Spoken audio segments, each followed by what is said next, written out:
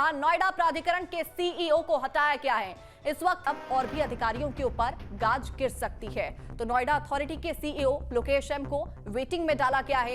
Engineer युवराज की गड्ढे में डूबकर मौत हुई थी। युवराज की मौत को लेकर लोगों में खासतौर पर सबसे ज्यादा आक्रोश देखा जा रहा था। इंजीनियर की मौत मामले में एक्शन यहां पर लिया गया है। युवराज की मौत को लेकर लोगों में भी काफी ज्यादा आक्रोश था। तो नोएडा इंजीनियर मौत मामले में बड़ा एक्शन लिया गया है। इंजीनियर की मौत मामले में एक्शन में भी मुख्यमंत्री नजर आ रहे हैं। नोएडा इंजीनियर मौत मामले में बड़ा एक्शन। नोएडा अथॉरिटी के सीईओ लोकेश एम पर एक्शन लिया गया है।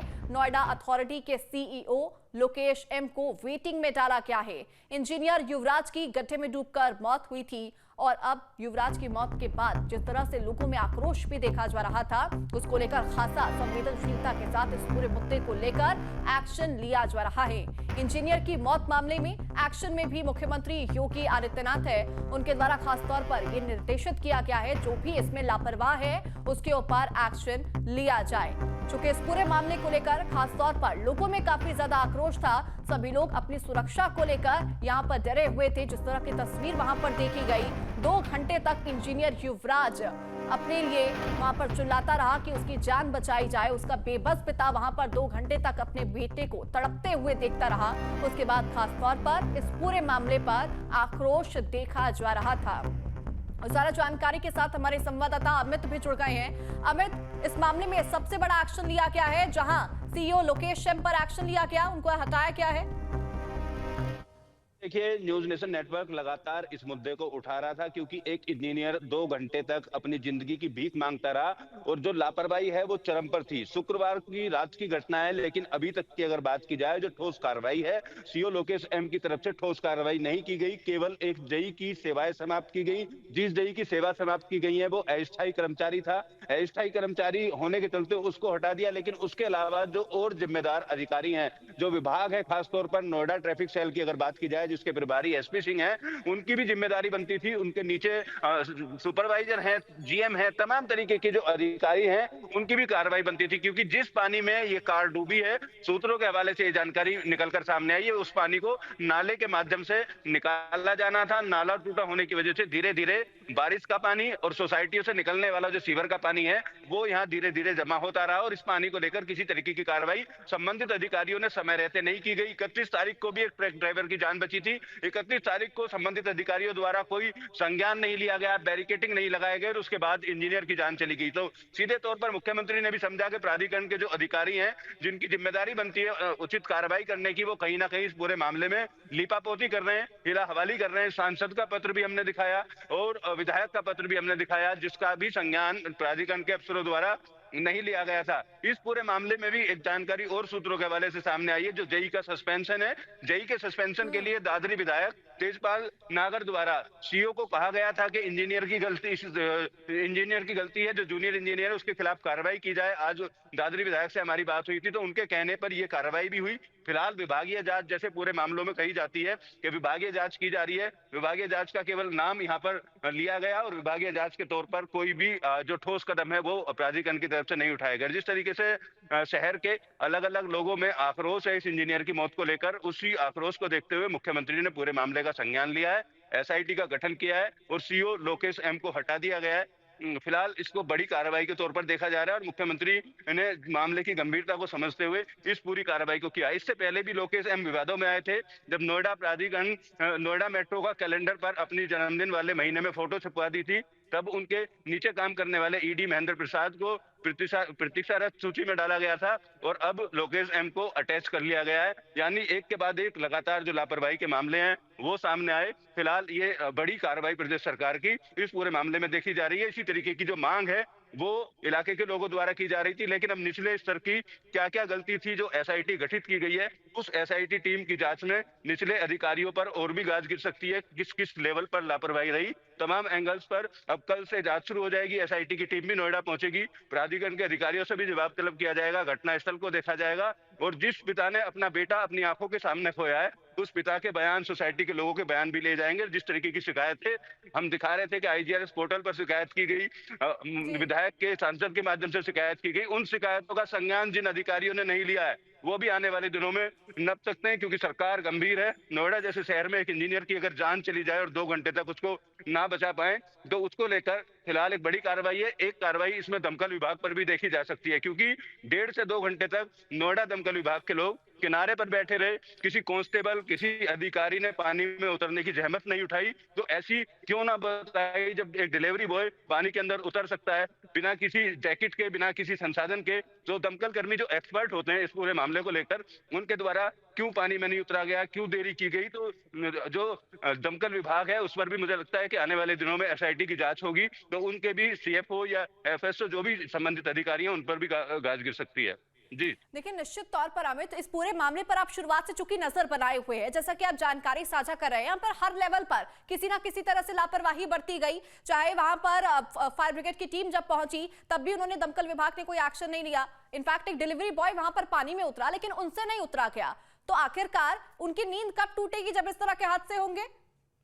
बिल्कुल, देखिए, आपदा प्रबंधन की जो कमेटी बनाई जाती है, ये ऐसी आपदा में, ऐसे हादसों के बाद जो टीम हर जिले में गठित होती है, उसमें समन्वय की कमी पाई गई। गोताखोर तक का इंतजाम नहीं किया गया पुलिस के द्वारा, अग्निशमन विभाग के द्वारा, जबकि कई ऐसे गांव हैं नोएडा में जिनसे होकर नदियां गुजरती हैं, और उन गांवों में रहने वाले जो युवक हैं वो अच्छे से तैर सकते हैं, अच्छे से वो पता लगा सकते थे, लेकिन समन्वय की कमी कहीं ना कहीं देखने को मिली। दादरी इलाके की बात कर लें, तमाम ऐसे गाँव हैं जहाँ पर युवा लगातार नदियों में नहाते रहते हैं, तो उनको बुलाकर, गोताखोरों को बुलाकर अगर समय रहते इंजीनियर को बचाने की कोशिश की जाती, तो उस लेवल पर भी प्रबंधन पूरी तरीके से फेल रहा। दूसरा, दमकल कर्मी जो वहां मौके पर मौजूद थे, उनमें इच्छा शक्ति की कमी देखी गई। इच्छा शक्ति बचाने की नहीं थी, उनको इस बात का आभास था कि अगर इंजीनियर गाड़ी के ऊपर खड़ा होकर बोल रहा है तो उनके पास काफी समय है, एनडीआरएफ आएगी या एसडीआरएफ आएगी, वो अपना काम आकर करेगी। लेकिन इस बीच बहुत देरी हो गई। पोस्टमार्टम की रिपोर्ट में जिस तरीके का जिक्र सामने आया है, पानी भर जाना, तकरीबन 90 मिनट तक गाड़ी के ऊपर अगर कोई शख्स नोएडा जैसे शहर में अपने बचाने के लिए गुहार लगा रहा है, तो आप खुद सोच सकते हैं कि जो संबंधित अधिकारी हैं, जो लोग मौके पर मौजूद थे, उनका कितना बड़ा नेग्लिजेंस होगा, कितनी बड़ी लापरवाही उन लोगों की होगी। और पूरे प्रदेश में नोएडा चेहरा कहा जाता है उत्तर प्रदेश का, और नोएडा जैसे इलाके में अगर इस तरीके की दर्दनाक घटना सामने आती है, पिता के सामने उसका बेटा दम तोड़ देता है, तो इस तरीके की कार्रवाई जो लोकेश एम पर हुई है, ये माना जा रहा था इस तरीके का बड़ा एक्शन होगा, और प्रदेश सरकार द्वारा ये एक्शन लिया गया है। फिलहाल कौन कौन और अधिकारी इस पूरे मामले में नपते हैं और आगे से इस तरीके की घटनाओं की पुनरावृत्ति ना हो, उसको लेकर क्या कदम उठाए जाते हैं, ये फिलहाल आने वाले दिनों में स्पष्ट हो जाएगा। निश्चित तौर पर हमें, देखिए, सबसे बड़ा सवाल यह है कि जो सावधानी अभी बरती जाएगी वो पहले बरत लेनी चाहिए थे। हमारे सहयोगी हिमांशु भी हमारे साथ न्यूज रूम से जुड़ चुके हैं, मैं उनका भी रुख करूंगी। हिमांशु, देखिए, इस पूरे मामले पर जिस तरह से भी एक्शन लिया जा रहा है, अगर ये एक्शन पहले लिया होता तो युवराज की आज जान बच सकती थी।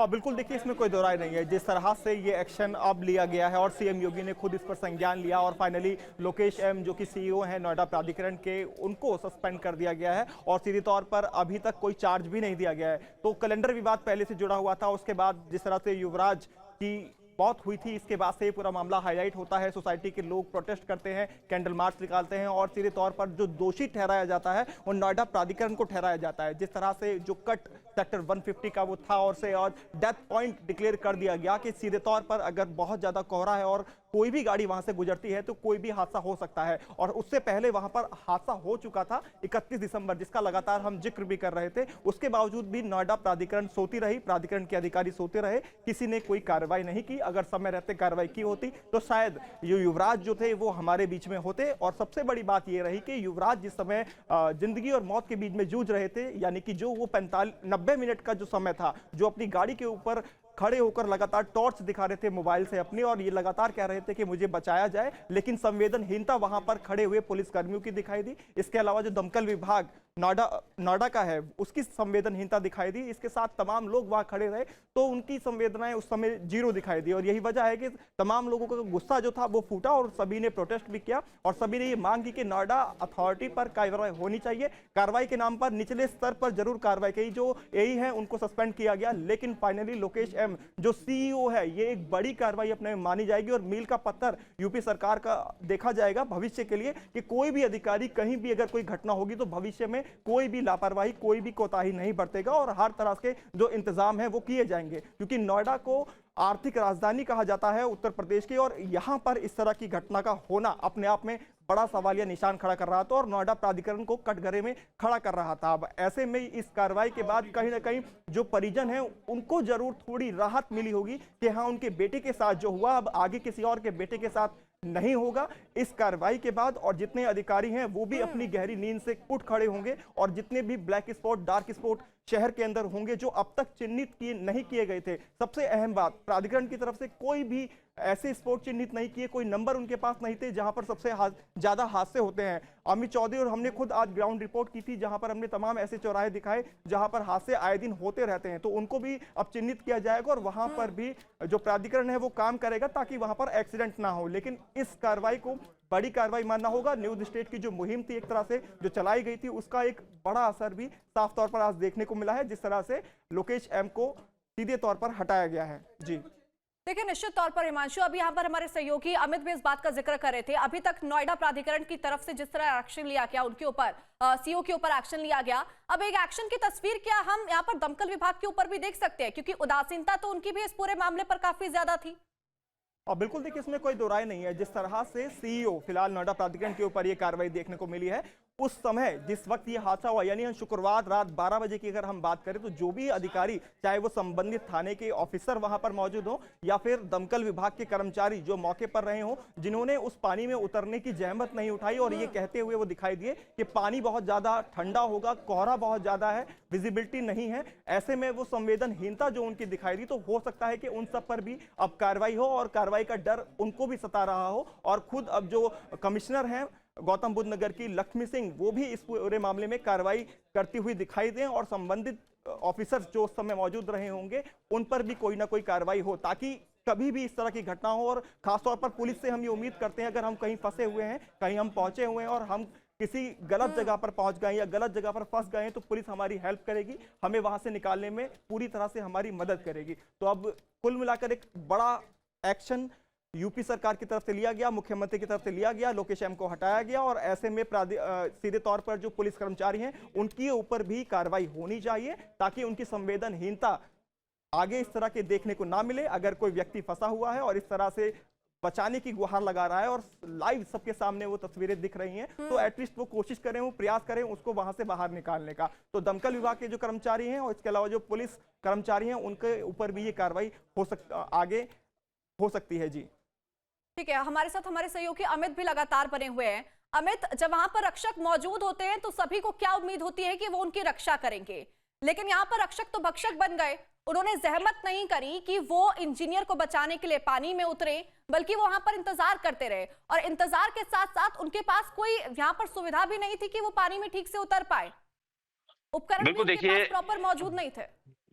बिल्कुल देखिए, युवराज के पिता से हमने बात की, उनका जब इंटरव्यू किया तो इस बात को वो साफ तौर पर कहते हुए नजर आए। मैं किनारे पर था, पहले डायल 112 को बुलाया गया, डायल 112 के बाद दमकल विभाग को बुलाया गया। उम्मीद जगी थी कि मेरे बेटे को बचा लिया जाएगा, लेकिन जब दमकल विभाग की तरफ से, पुलिस की तरफ से ये कहा गया कि एसडीआरएफ की टीम गाजियाबाद से आएगी, कोहरा बहुत ज्यादा था और 1-1.5 घंटे का वक्त लगेगा, जब उनके पिता को ये बताया गया तो उन्होंने सीधे तौर पे कहा कि मैंने उम्मीद छोड़ दी। तो एक पिता के लिए वो मोमेंट कैसा होगा आप खुद सोच सकते हैं कि सामने अधिकारी हैं, संबंधित और एक्सपर्ट है। दमकल विभाग की अगर बात की जाए तो तमाम तरीके की ट्रेनिंग उनको दी जाती है इस तरीके के रेस्क्यू ऑपरेशन चलाने के लिए, लेकिन एक पिता के सामने अगर वो अपने आप को बेबस घोषित कर देते हैं, किनारे पर बैठे रहते हैं, पानी ठंडा होने की बात करते हैं, तो खुद एक पिता पर क्या बीती होगी। और पिता की बात सुनकर उस पूरी सोसाइटी, उस पूरे इलाके के अलावा शहर के लोगों में चर्चा का विषय ये बना हुआ है। अपनी सुरक्षा को लेकर लोग इस बात का सवाल उठा रहे हैं कि नोएडा जैसे हाईटेक शहर में अगर उनके साथ इस तरह की कोई अनहोनी होती है तो यहाँ की जो दमकल विभाग है, जो प्रशासन है, वो शायद उनकी जान ना बचा पाए, लिहाजा अपनी सुरक्षा खुद ही लोग करेंगे। इस तरीके के सवाल लगातार सोशल मीडिया पर भी लोग पूछ रहे हैं और आपस में भी लोगों में चर्चा का विषय बना हुआ है। फिलहाल जिस तरीके से लोकेश एम के ऊपर मुख्यमंत्री द्वारा ये कार्रवाई की गई है, ये कार्रवाई हमें लगता है कि और ज्यादा बढ़ेगी और दमकल विभाग के उन जिम्मेदार अफसरों की जिम्मेदारी तय की जाएगी जिनकी ड्यूटी बनती थी उसको, इंजीनियर को समय रहते वहां से बचाने की। और देखिए, निश्चित तौर पर अमित, सवाल यहाँ पर सबसे बड़ा ये भी है कि जहां पर ये एक्सीडेंट हुआ, जहां पर ये हादसा हुआ, घटनास्थल के पास जितनी भी बिल्डिंग्स है, जितनी भी सोसाइटी हैं, उन फ्लैट्स को लोगों ने करोड़ों में खरीदा है। अब जब इतना पैसा दिया गया है तो उम्मीद होती है कि उनके पास सुविधाएं होंगी, रास्ते पर चलने की भी चीजें होंगी। तो ऐसे में जब इस तरह की चीजें नहीं होती हैं तो लोगों को बहुत आहत महसूस होता है कि उनके साथ धोखा हुआ एक बड़ा। हिमांशु, और बिल्कुल देखिए, जिस तरह से आपने पूछा, सेक्टर 150 जिसको बसाया गया नोएडा प्राधिकरण की तरफ से स्पोर्ट सिटी के नाम पर उसको बसाया गया, और एक हाईटेक सिटी, और लोगों ने वहां पर जो फ्लैट खरीदे वो करोड़ों रुपए के फ्लैट उन्होंने वहां पर परचेज किए, इसीलिए वहां पर के सभी फैसिलिटीज उनको वहां पर मिलेंगी। लेकिन जब लोगों का रिएक्शन यहां देखने को मिला इस घटना के बाद, तो सभी के होश ताकता थे। उसकी वजह थी कि जिस तरह से ये इंसिडेंट हुआ, और उनका ये कहना था कि ये अब से नहीं, तकरीबन 7-8 पहले से इसी तरह से ये कट लगातार बना हुआ है और यहाँ पर लगातार हादसे होते रहे हैं। जिस बिल्डर को ये लैंड बेची गई थी उसने बेसमेंट तो किया, लेकिन उसके बाद निर्माण नहीं किया, और डिफॉल्टर होने के बाद जो पैसा प्राधिकरण को लेना था वो भी पैसा नहीं ले पाया, जिसके बाद से वहां पानी भरता चला गया। सबसे बड़ी बात, जो वहां से पानी ड्रेनेज का निकलता है, सारा का सारा पानी वहीं पर इकट्ठा हो रहा था, और यही वजह थी कि जो गहराई थी वहां पर बेसमेंट की वो तकरीबन 20 से 30 फीट तक वहां पर हो गई थी, जिसकी वजह से जब शुक्रवार रात 12 बजे वापस अपने ऑफिस से वापस लौट रहा था युवराज, और गाड़ी अचानक से गिर जाती है, तो उस गहरे पानी में जाने के बाद उसकी दर्दनाक मौत हो जाती है। जो पोस्टमार्टम रिपोर्ट सामने आई उसमें साफ तौर पर ये लिखा कि जो फेफड़ों में पानी भरना और दम घुटने से उसकी मौत हुई है। 200 ml पानी उसके फेफड़ों में भरा, जिसकी वजह से जो हार्ट अटैक, हार्ट फेल है, वो भी उसके अंदर रिपोर्ट के अंदर सामने आया, पोस्टमार्टम रिपोर्ट में। और तमाम सवाल खड़े हुए, सोसाइटी के लोगों में और आक्रोश साफ तौर पर देखा गया। कैंडल मार्च से लेकर पैदल मार्च वहां निकाला, और जो संवेदनाएं थी लोगों की पूरे परिवार के साथ थी, और सभी लोग यही कह रहे थे कि हर बार एक्शन तो होता है लेकिन निचले स्तर पर होता है, लेकिन इस बार जो एक्शन हुआ वो सबसे अपर अधिकारी यानी जो नोएडा प्राधिकरण के सीईओ हैं उनके ऊपर ये एक्शन देखने को मिला। लेकिन हिमांशु, सवाल ये है कि जब लोगों के द्वारा बार बार शिकायतें दी जा रही थी, लिखित में भी यहाँ पर शिकायत दी गई, तब एक्शन क्यों नहीं लिया गया? तब उनकी शिकायतें क्यों नहीं सुनी गई? इंतजार क्या था कि लापरवाही की वजह से कोई हादसा होगा, किसी के घर का चिराग बुझ जाएगा, तब एक्शन लिया जाएगा? और बिल्कुल देखिए, हर बार यही होता है, जब तक कोई हादसा नहीं होता है तब तक अधिकारियों की आंख नहीं खुलती हैं, अधिकारी गहरी नींद में सोए रहते हैं। ये हादसा अधिकारी को जगाने के लिए ही था, शायद उसके बाद ही अधिकारी जागे, क्योंकि इससे पहले हम बात करें यहाँ के सांसद डॉक्टर महेश शर्मा की, उनके द्वारा खुद लेटर लिखा गया। इसके अलावा IGRS पर वहाँ के जो लोग हैं लगातार शिकायत करते नजर आए। इसके अलावा जो विधायक हैं उनकी तरफ से भी लेटर बाकायदा नोएडा प्राधिकरण के सीईओ को लिखा गया था, लेकिन उन लेटरों के बारे में अगर आप बयान सुनेंगे एसीओ का, उन्होंने साफ तौर पर कहा कि इस तरह की कोई भी शिकायत उन तक नहीं पहुंची थी। अगर शिकायतें आई हैं तो उस तरफ गौर फरमाया जाएगा, और जो भी शिकायतें हैं उनको जल्दी दुरुस्त किया जाएगा। यहां तक कि हम बात करें, जब ग्राउंड जीरो पर हम मौके पर थे तो लोगों का ये तक कहना था कि स्ट्रीट लाइट भी वहां की नहीं जलती हैं, यानी कि जो रास्ता सेक्टर 150 की तरफ जाता है, और घना कोहरा जो सर्दियों में इन दिनों पड़ रहा है, देखने को मिल रहा है, उस समय भी स्ट्रीट लाइट नहीं जल रही हैं, तो आप आलम लगा सकते हैं कि इतने ज्यादा पोर्च इलाके के अंदर करोड़ों रुपए के फ्लैट लेकर रहने का क्या फायदा। और बुनियादी सुविधाएं जो होनी चाहिए, खासतौर पर डिजास्टर मैनेजमेंट की जो हम बात करते हैं, और लगातार बीच बीच में मॉक ड्रिल करवाई जाती है सोसाइटीज में, और ये कहा जाता है अगर कहीं भी कोई अनहोनी हो तो आप हेल्प कर सकते हैं, किस तरह से वो सिखाया जाता है, तो उसका भी प्रैक्टिकल यहाँ पर देखने को नहीं मिला। सबसे बड़ी बात, पुलिस से एक बहुत ज्यादा उम्मीद रहती है लोगों को कि पुलिस मौके पर थी, उसके बावजूद भी पुलिस कर्मचारी मुखदर्शी बने देखते रहे। एक व्यक्ति ने रोते हुए ये कहा कि अगर पुलिसकर्मी का बेटा होता तो क्या पुलिसकर्मी उसके अंदर नहीं उतरते? तो अपने आप में ये बड़ा सवाल था। और वहीं दमकल कर्मचारी भी, जिनके पास क्रेन थी, उन्होंने कोई कोशिश नहीं की, जो लाइव प्रोटेक्शन जैकेट थी वो तक उस तक नहीं पहुंच पाई। एक बाहर का लड़का आता है जो वहां पर काम करता है फूड डिलीवरी का, वो खुद ये कहता है कि मैं चाहता हूं कि जाकर इसको बचाऊं, वो रस्सी बांधकर ठंडे पानी में कूदता है, जबकि पुलिस कर्मचारी उसके बावजूद भी कोई कूदने के लिए तैयार नहीं होता है। लेकिन तब तक बहुत देर हो जाती है और जो युवराज था वो मौत के काल में समा जाता है। लेकिन अब कुल मिलाकर देखा जाए, इस मामले में जो एक्शन हुआ है, कहीं ना कहीं ये मरहम का काम करेगा उनके माता पिता पर। हालांकि युवराज इकलौता बेटा था अपने माता पिता का, और उसके बाद ये जो एक्शन हुआ है, कहीं ना कहीं सोसाइटी के लोग जो मांग कर रहे थे उनको भी इससे एक देखना होगा हिमांशु इस एक्शन के बाद और क्या कुछ एक्शन आगे लिया जाता है। फिलहाल बहुत शुक्रिया हमारे साथ जुड़ने के लिए और पूरे विस्तार से इस मुद्दे के ऊपर हमारे साथ चर्चा करने के लिए। तो देखिए, फिलहाल इस मामले पर एक्शन लिया गया है, मुख्यमंत्री योगी आदित्यनाथ भी सख्त एक्शन मोड में हैं। आपके मोबाइल पर तुरंत आएगी ब्रेकिंग न्यूज, स्क्रीन पर सबसे पहले दिखेगी बड़ी खबर, देश दुनिया की हर खबर एक जगह। अब आपके मोबाइल पर तुरंत फटाफट इंस्टॉल कीजिए न्यूज नेशन ऐप और रखिए खुद को अपडेट।